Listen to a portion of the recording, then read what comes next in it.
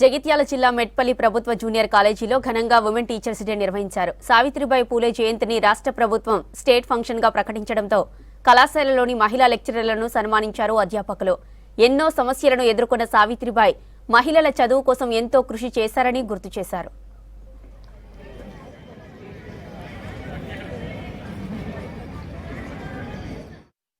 ప్రతి ఒక్కరూ కూడా ఆడపిల్లలు చదువుకోవాలి. చదువుకున్నట్టయితే మనం అందరం కూడా సమాజం లోపల ఉన్నతమైనటువంటి స్థాయికి చేరుకోగలుగుతాం. ఆర్థికంగా కానీ సామాజికంగా కానీ మనము ముందంజలో ఉండగలుగుతాము అనేటువంటి ఉద్దేశం చేత తాను ఈ విధంగా కృషి చేయడం జరిగింది.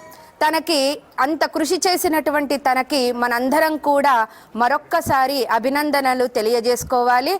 ఎప్పుడైతే స్త్రీ విద్యావంతురాలవుతుందో అప్పుడు సమాజం అనేటువంటిది బాగుపడుతుంది, ఆర్థికంగా కావచ్చు, సామాజికంగా కావచ్చు. మహిళా ఉపాధ్యాయ దినోత్సవ సందర్భంగా శుభాకాంక్షలు తెలియజేస్తూ ఉన్నాను.